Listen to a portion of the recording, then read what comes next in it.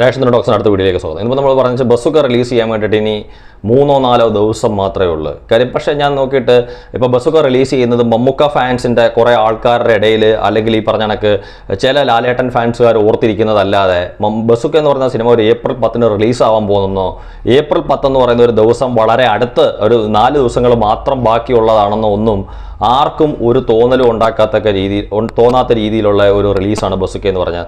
സത്യത്തിൽ ആ കാര്യത്തിനകത്ത് വളരെ വിഷമമുണ്ട്. കാര്യം നമുക്ക് ഈ സിനിമയുടെ ഒരു റിലീസ് കാര്യം ഒരുപാട് പ്രതീക്ഷയിൽ ആൾക്കാർ ഇരിക്കുന്ന, പ്രത്യേകിച്ച് മമ്മൂക്ക ഫാൻസുകാർ ഒരുപാട് താല്പര്യത്തോടുകൂടി കാണാൻ കാത്തിരിക്കുന്ന ഒരു സിനിമയാണ് ബസ്സൊക്കെ എന്ന് പറയുന്നത്.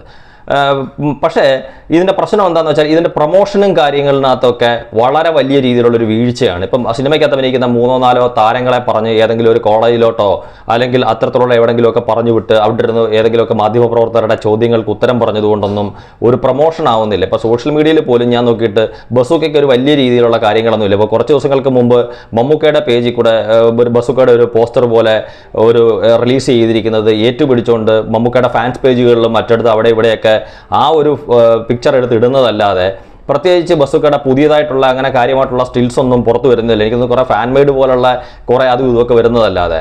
അതായത് ശരിക്കും ഇങ്ങനെയൊന്നുമല്ല പ്രൊമോഷൻ എന്ന് പറയുന്നത്. പ്രൊമോഷനെ കുറിച്ച് നമ്മൾ പറയുന്ന സമയത്ത് ഇപ്പം ബസ്സൊക്കെ എന്ന് പറയുന്നത് മമ്മൂട്ടി കമ്പനിയുടെ സിനിമയല്ല, അതിൻ്റെ ഡിസ്ട്രിബ്യൂട്ടർ വേഫെയറും അല്ല. അതായത് ആ സിനിമയായിട്ട് ഒരു നിർമ്മാണത്തിനോ അല്ലെങ്കിൽ വിതരണക്കാരനെന്നുള്ള രീതിയിൽ മമ്മൂക്കയ്ക്ക് യാതൊരു ബന്ധവുമില്ല. പക്ഷേ മമ്മൂക്കയുടെ എല്ലാ സിനിമയ്ക്കും എനിക്ക് തോന്നുന്നു ഈ അടുത്ത കാലത്ത് എങ്ങനെയാണ് വന്നുകൊണ്ടിരിക്കുന്നത് അതുപോലെ തന്നെയാണ് ബസ്സൊക്കെയും തിയേറ്ററിലേക്ക് എത്തുന്നത്. ഇപ്പോൾ കണ്ണൂർ സ്കോഡ് പോലെയും അല്ലെങ്കിൽ ഇപ്പോൾ പറഞ്ഞ നമ്മൾ തൊട്ട് മുമ്പിലത്തെ Dominic and the ladies purse പോലെയൊക്കെ സിനിമ തിയേറ്ററിലെത്തിയത് എങ്ങനെയാണ് അതുപോലെ തന്നെയാണ് ഈ സിനിമയും തിയേറ്ററിലേക്ക് എത്താൻ പോകുന്നത്.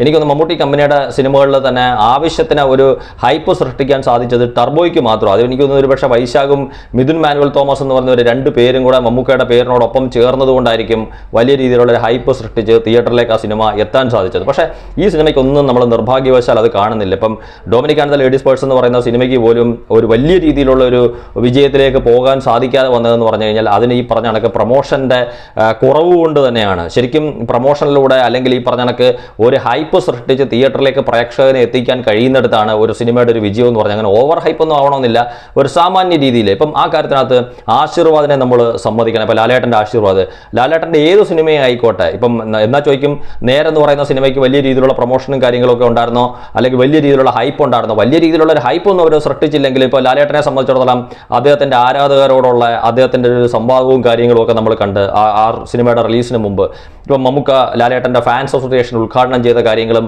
മമ്മൂക്ക ലാലേട്ടൻ എങ്ങനെയാണെന്നും ഒക്കെ പറഞ്ഞിട്ട്, അതുപോലെ ലാലേട്ടൻ്റെ ആരാധകർ ലാലേട്ടന് വളരെ വേണ്ടപ്പെട്ടവരാണെന്നുള്ള രീതിയിലൊക്കെ ഉള്ള പല കാര്യങ്ങൾക്കും ലാലേട്ടൻ മുന്നിൽ നിന്നുകൊണ്ട് തന്നെ ഒരുപാട് കാര്യങ്ങൾ ചെയ്ത്.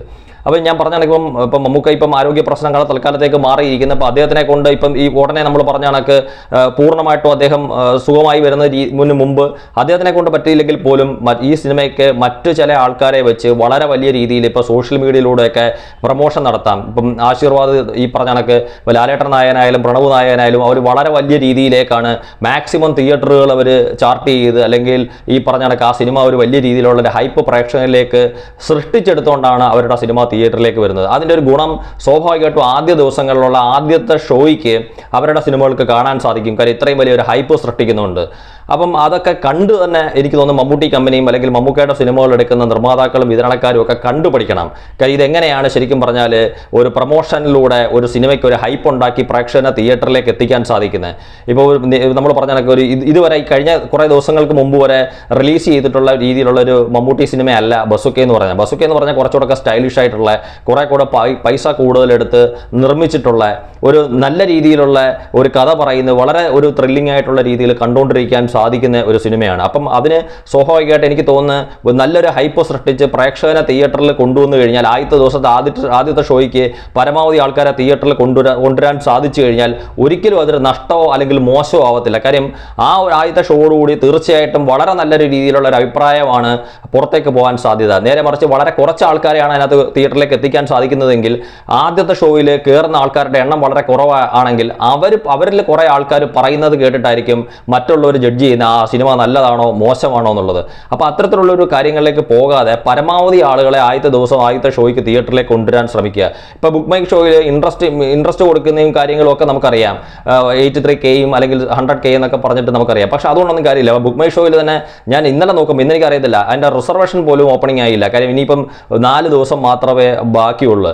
അപ്പം അതിനകത്തൊക്കെ വേണ്ടുന്ന രീതിയിലുള്ള കാര്യങ്ങൾ എന്താണെന്ന് വെച്ച് കഴിഞ്ഞാൽ എല്ലാ കാര്യങ്ങളും വളരെ ശ്രദ്ധിച്ച് മുന്നോട്ട് പോയാൽ മാത്രമേ ഒരു സിനിമയ്ക്ക് പ്രേക്ഷകനെ തിയേറ്ററിലേക്ക് എത്തിക്കാൻ സാധിക്കൂ.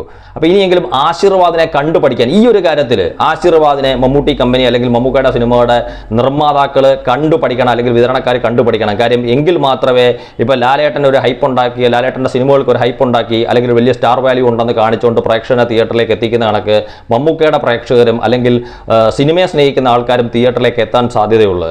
ഏതായാലും ഇനി 4 ദിവസമേ ഉള്ളൂ. വളരെ ശക്തമായിട്ടുള്ള രീതിയിലുള്ള കാര്യങ്ങൾ നടന്നു കഴിഞ്ഞാൽ മാത്രമേ ഉദ്ദേശിച്ച രീതിയിലുള്ള ഒരു വലിയ വിജയത്തിലേക്ക് ബസുക്ക പോകാൻ സാധ്യതയുള്ളൂ. Thank U.